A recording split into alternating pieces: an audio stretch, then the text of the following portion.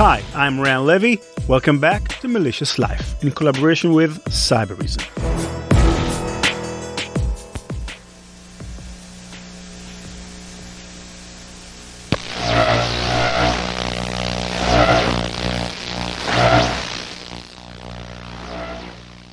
Well, if you're wondering what's happened, so am I.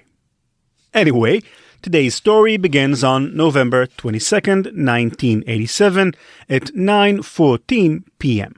Channel 9 is running its 9 o'clock news hour. Sports anchor Dan Roan is reviewing an easy 30-10 win of the 2nd and 8 Chicago Bears over their hapless rivals, the 2-8 Detroit Lions. He's got it at the 9-yard line. It'll be a first down. On screen, Lions quarterback Chuck Long drops back into the pocket. Bears lineman Richard Dent comes rushing around his blocker and opens his arms wide, heading straight for Long. He's about to crush this poor quarterback when suddenly, without warning, the signal cuts out. The screen is black for thousands of Chicago homes. In the WGN TV control room in the north of the city, technicians are baffled. They scramble. After 15 seconds, a low-quality video appears on screen. It's somebody in a tan suit wearing sunglasses over a mask of Max Headroom, a fictional AI character from an 80s TV series. They're sitting in front of a slab of corrugated metal, spinning one way then the other, back and forth hypnotically. They're nodding at the camera, maybe laughing or trying to say something. A loud, grating, buzzing sound is all that can be heard. Then the feed goes black again. Station engineers, panicking, manage to shift their broadcast frequency. After 28 seconds off air, the 9 o'clock news finally comes back on. Well, if you're wondering what's happened, so am I. The anchor replies, giggling, a bit flustered. Actually, the computer that we have running our news from time to time took off and went wild. So what we're gonna do is start over from the top. End quote. The show continues as technicians behind the camera and at the studio and tens of thousands of Chicago area viewers are left trying to figure out what the heck just happened.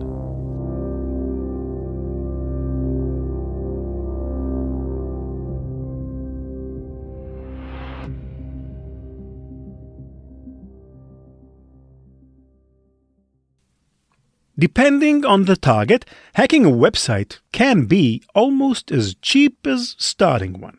It is because the internet is so free and open that the barriers to break it can often be so low.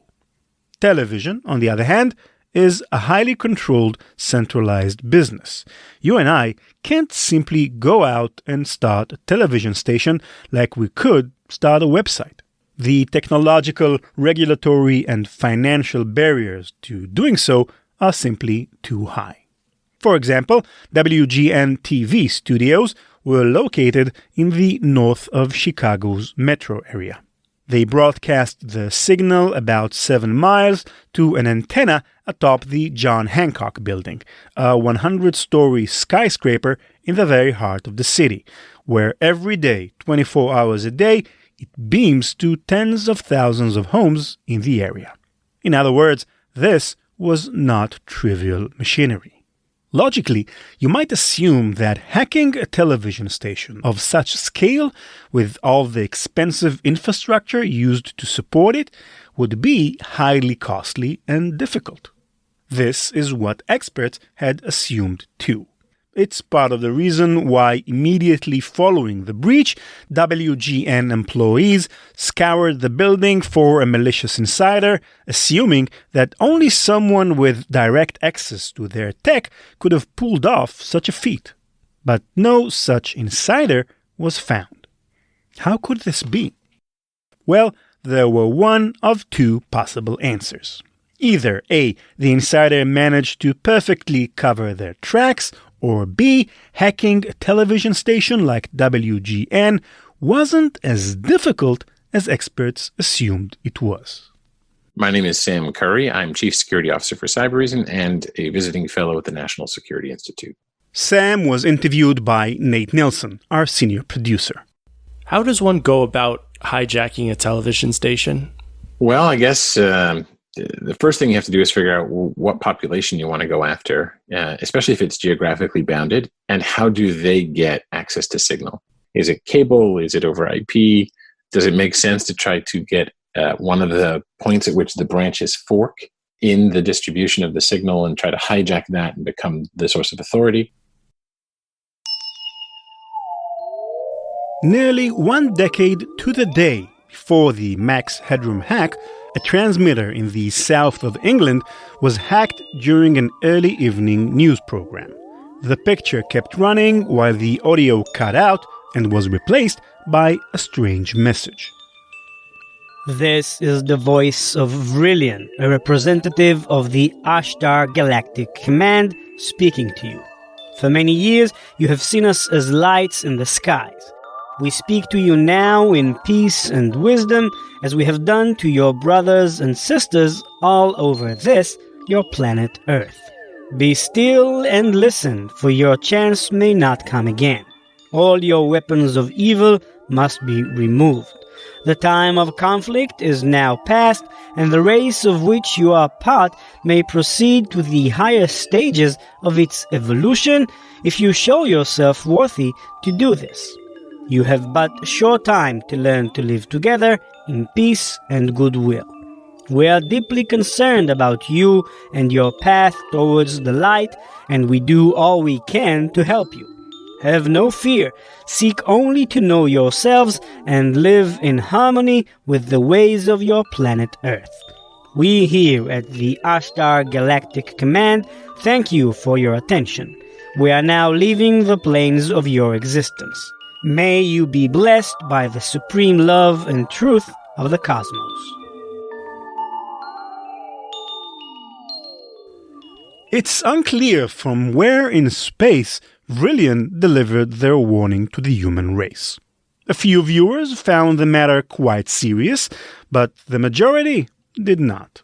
Some cited the rather odd choice of North Hampshire, England, as the location for an alien to broadcast their Earth-saving message. Others noted that the alien had a suspiciously British accent. What made Vrillian's job rather easy was that the ultra-high frequency transmitter broadcasting that television channel was uniquely vulnerable. Rather than being connected to a landline, it broadcasted the signal received from another transmitter 50 miles away. If you've listened to our episode on the Marconi affair, you'll have some idea of the ease with which such long-distance signals can be manipulated. Even an ordinary transmitter placed close enough to the antenna could have overpowered the signal. That isn't to say it was easy for Vrillian to hack the news, but that television in general, which we don't tend to think of as hackable, is still vulnerable to capable attackers and or aliens. In fact, even highly valuable, highly guarded television channels can be cracked. HBO's satellite signal was jammed for nearly 5 minutes just after midnight on April 27, 1986, when a hacker published the following message on screen. Quote, "Good evening, HBO, from Captain Midnight. $12.95 per month? No way. Showtime, movie channel, beware." End quote. The message stayed up for almost 5 minutes, just after midnight Eastern Standard Time. My personal favorite television hack occurred on September 6, 1987, when somebody jammed the satellite signal for the Playboy channel. In place of its X-rated programming, a message was posted on screen. Quote, "Thus saith the Lord thy God, remember this Sabbath and keep it holy. Repent, for the kingdom of heaven is at hand." Now, I don't know about you, but if I were one of those people watching Playboy that day, and out of nowhere the sexy nude woman on TV were inexplicably, mysteriously cut off by the Word of God, well, I'd probably get to my knees and start repenting my sins right there and then. 2.5 months after the Playboy intrusion, the Max Headroom hacker breached Channel 9 in Chicago. Theirs was the most serious attack of them all. Not petty like Captain Midnight, not well-intentioned like the Playboy hacker, but bizarre, creepy. By the time it stopped and the 9 o'clock news returned, viewers around the Chicago area were stunned, even a little terrified. And it wasn't over either. Later in the night, an airing of Doctor Who on WTT Channel 11 cut out at around 11:15 p.m. Max was back. He's a freaking nerd. He makes an insult against the local TV sportscaster, holds up a can of Pepsi, and gives the camera the middle finger. The video cuts to a new angle. The hacker sticks out his bare ass as a woman spanks him with a fly swatter. After a minute and a half, the channel returned to Doctor Who. WTTW's signal broadcast to an antenna atop the 100-story Willis Tower, a building roughly as tall as the World Trade Center buildings. At 11:15, no engineers were at the Willis Tower station. According to WTTW, technicians in their home studio did what they could, but all their attempts to boot the intruder failed. They were utterly helpless. Really, they were lucky the breach lasted only 82 seconds.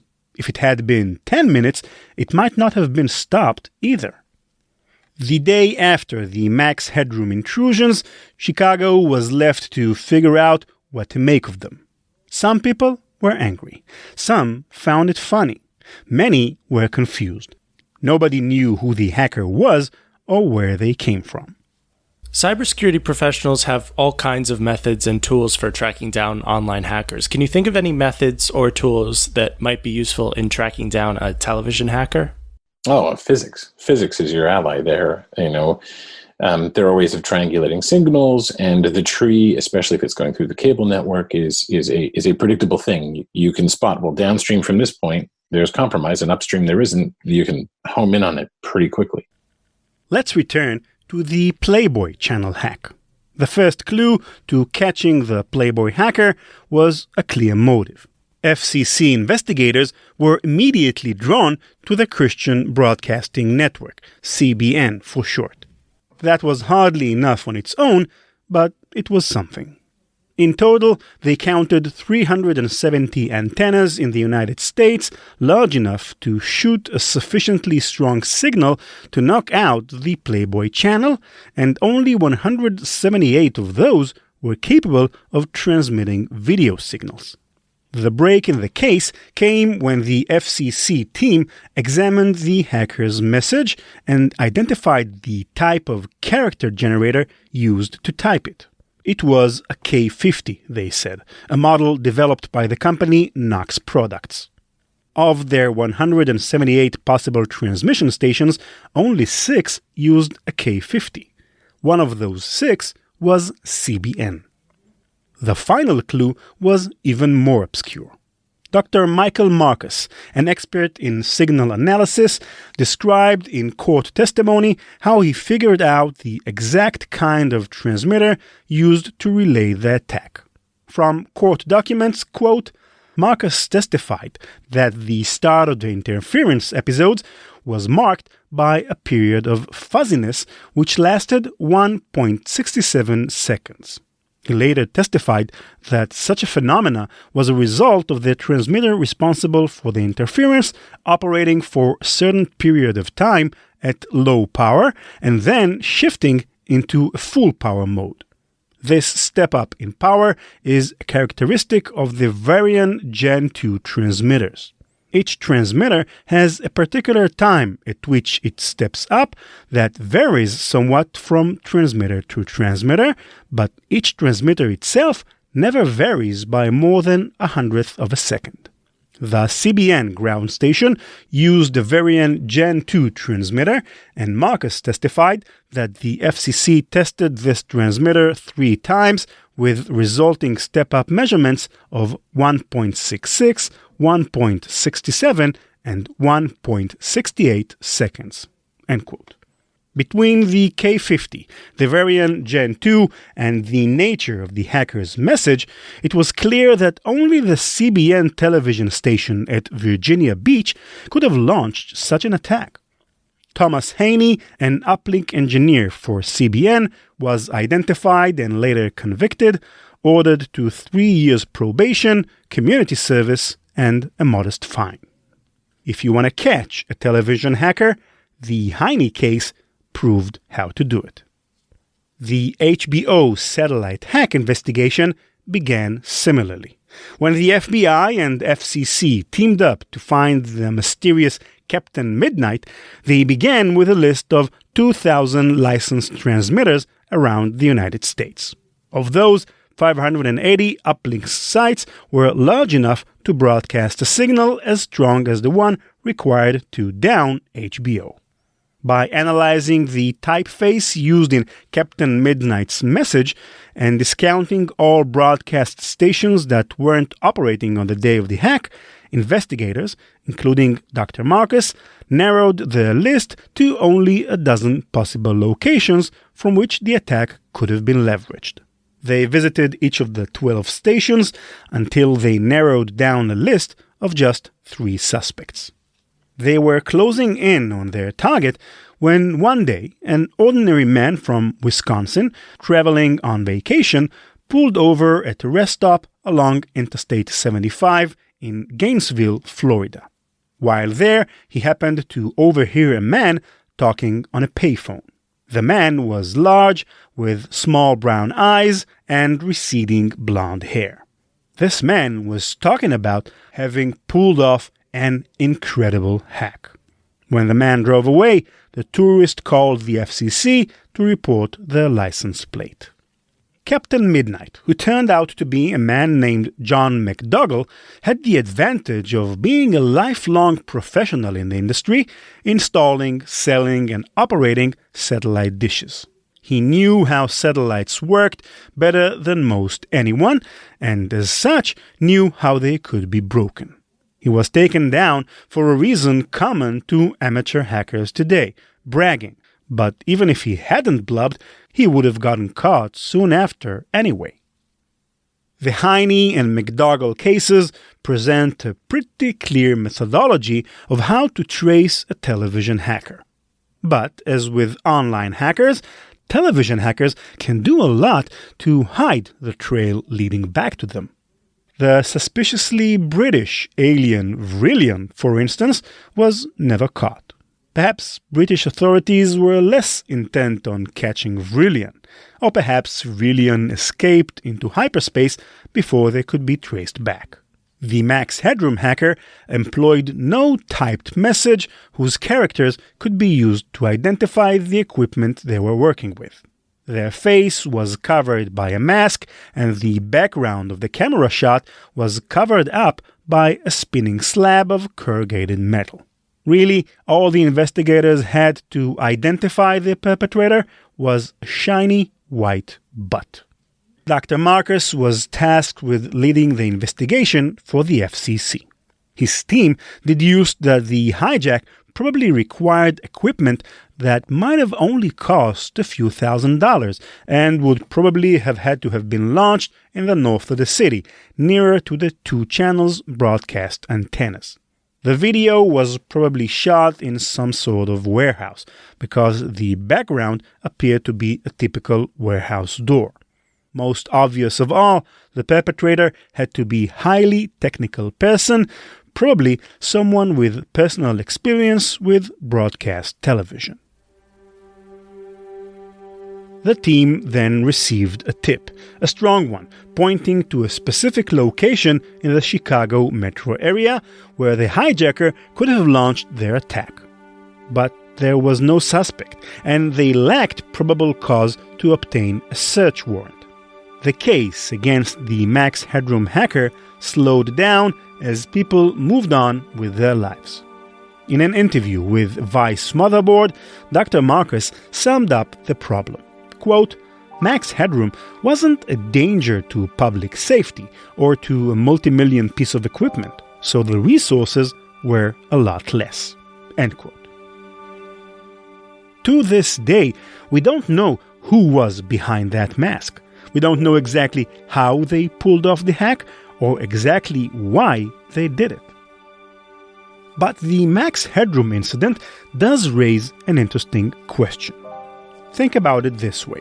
Nowadays, according to various estimates, at least a few thousand websites are hacked every single day, from script kiddies defacing blogs to seasoned hackers breaking into online stores.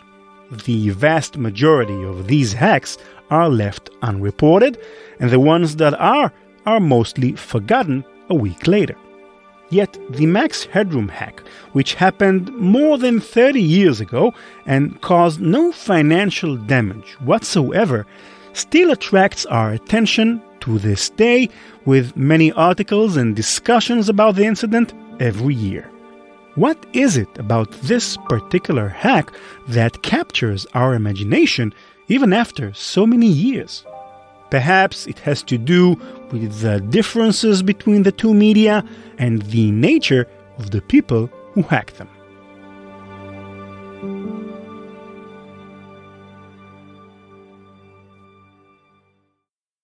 Here's our senior producer, Nate Nelson. So computers are an active medium. You're typing, you're searching, whatever it may be. With TV, once you get to that channel that you want, you sit back and you let it all happen to you. So it's passive. Any interruption is going to have more effect. But even more than that, it's because IT hacks occur so frequently that we're conditioned to expect them, whereas television hacks are very rare. And there's also the difference in the nature of the relationship each media has with centralized authority. So clearly, computer hacks are often joined with political meaning, but television hacks, at least I would argue, are even more effective at relaying political messages because of that extra element of surprise. The reason why, of course, is because the medium is far more centralized, far more controlled than the internet. So the Max Headroom hijack contained little overt messaging, but it was nonetheless a very radical political act in how it threatened the authority that we associate with television. And I'm always reminded of the solidarity movement, that having eyeballs and being able to control the message. You just look back at Poland in the Cold War years, 30 minutes gave Lech Walesa the ability to lead a revolution, in effect, in Poland. The solidarity movement he's talking about was a trade union in Poland in the 1980s, which advocated for workers' rights and social change and played a major role in the end of communist rule in Poland. In September of 1985, 4 Polish astronomers, using only an ordinary computer, a synchronizing circuit, and a transmitter, managed to superimpose pro-solidarity messages over their country's communist-run state television. Enough price increases, lies, and repressions. Solidarity to run, they wrote. It is our duty to boycott the election. It was an act of defiance. They painted Solidarity's logo right on top of the screen. When given very small amount of broadcast capability through legitimate channels, even a relatively modest message under the domination of the Soviet Union got people to take to the streets with banners and led to real impact and changes in the former Polish East Bloc regimes. So for me, it was always a message of those who control the message can really dictate, and I think we know this very well today, but they can really dictate public opinion in almost the meme space that we all operate in. The Solidarity incident proved how effective television hijacking can be in undermining authority. But the content of the message wasn't the important part. It was that they managed to get it on live air in the first place. And speaking of protest, it's interesting to see how the hack reflects on the personality and intentions of the hacker themselves. As Dr. Michael Marcus, the expert who investigated the Max Headroom incident and others before it, noted in the testimonies he gave, the hacker probably has strong technical skills. Even back in the early 80s, the public already encountered skilled hackers. These were the now famous phreakers, who hacked phone systems and made long-distance telephone calls in a time when such calls were prohibitively expensive. Looking back, we remember these phreakers with fondness. Some, like Steve Wozniak, are even viewed as sort of culture heroes. The Max Headroom hacker, however, is not remembered with the same fondness. Sure, we enjoy telling and retelling the story of the incident, but the person behind the mask, they come out as a bit creepy. That's partly because of the vulgarity of their acts in the recorded messages, the middle finger, the exposed buttocks, the spanking, etc. But I think there's another reason. What Steve Wozniak and his friends did in the 70s was just as illegal as what the Max Headroom hacker did, but the motives were different. Phreaking was partly about sticking it to the man, the phone companies who controlled the phone systems, but partly, and perhaps even mainly, about curiosity. For many phreakers, hacking phone systems was a journey of exploration. You never knew what exciting discoveries you were about to make in these vast global systems, who you're going to talk to on the other side of the world. Many of us can relate to that sense of curiosity. I remember how curious I was in the very early days of the internet. I used to just sit in front of the computer for hours, browsing random websites, hopping from one link to another, because you never knew what you'll find behind the next link. It could be an online shop selling something exciting, or a website dedicated to some weird and wonderful hobby you've never heard of. In that sense, we can relate to Wozniak's curiosity. But the Max Headroom hack wasn't about curiosity at all. There was nothing new and exciting to be discovered. It was all about sticking it to the man. And while some of us might see this as a valid justification to the hijacking of the signal, it is overtly malicious.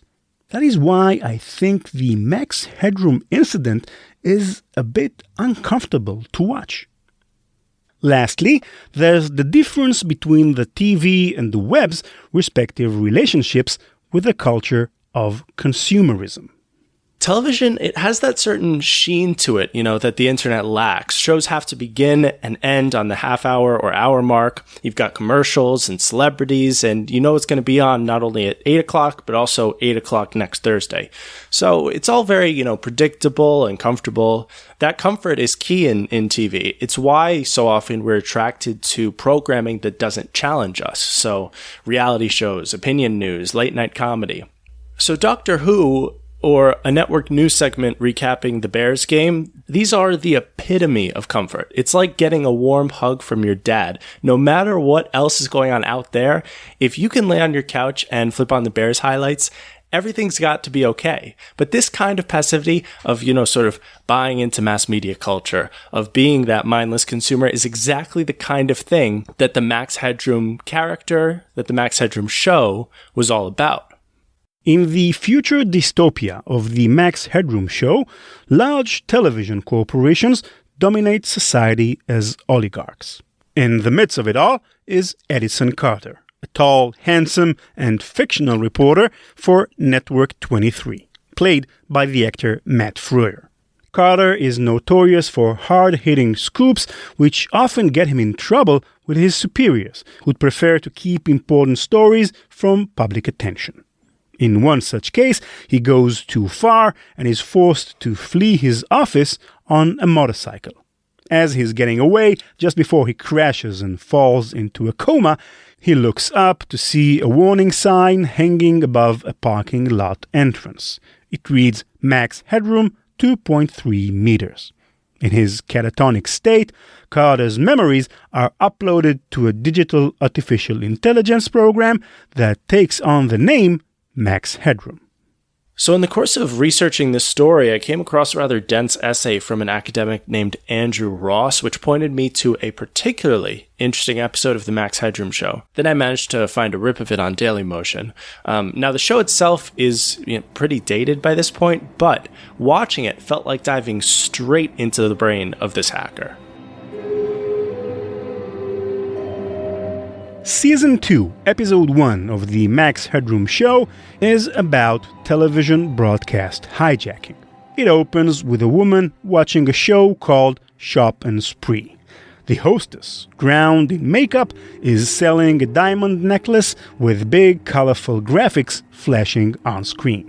The woman begins dialing the number on screen when she's interrupted by Max Headroom. You know, this home shopping show is great, he jokes, talking straight to her.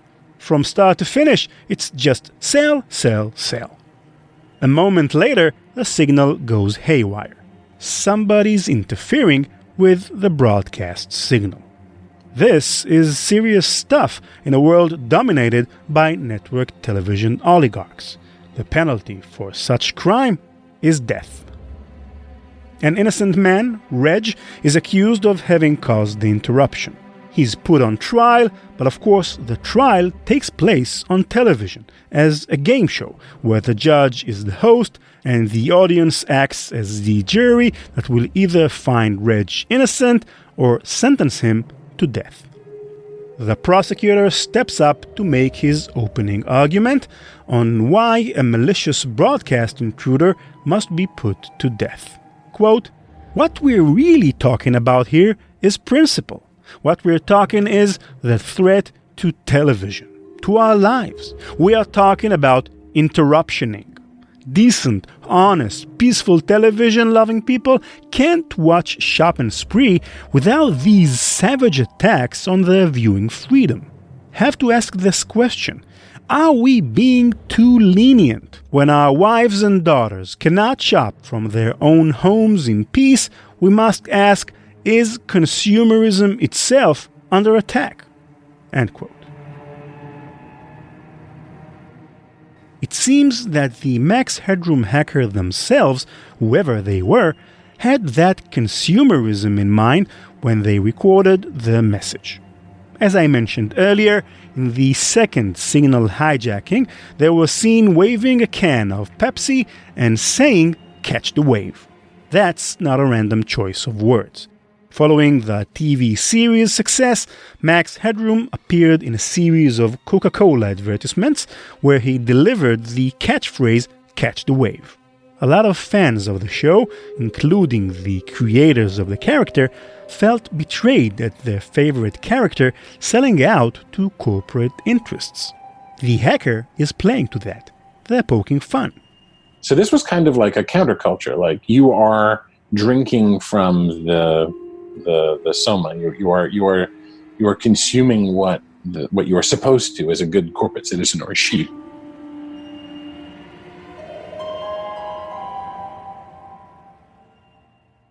So, to wrap things up, the Max Headroom signal hijack, although it was never solved, shines some light into the nature of hacks on various media. Sam Curie reminds us of a particularly smart saying that relates to what we've covered today. I think it was Marsh McLennan said, the medium is the message, but in many ways, controlling the medium is controlling the message. If there's anything to be learned from the Max Headroom hack, it's that the saying, "the medium is the message," is true not only when it comes to content. hacking a television signal sends a very different message and says very different things about the hacker than hacking a website or some other media. The medium you're hacking, then, is part of the message you're sending.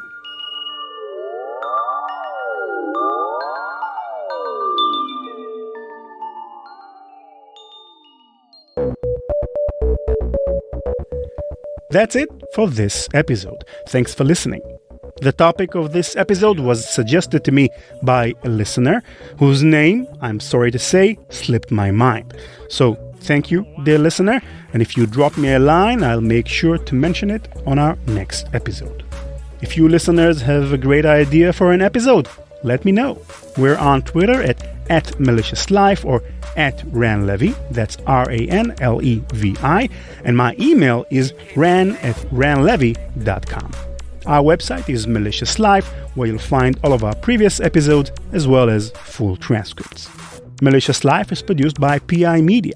Thanks again to Cybereason for underwriting the podcast. Learn more at cybereason.com. Bye-bye.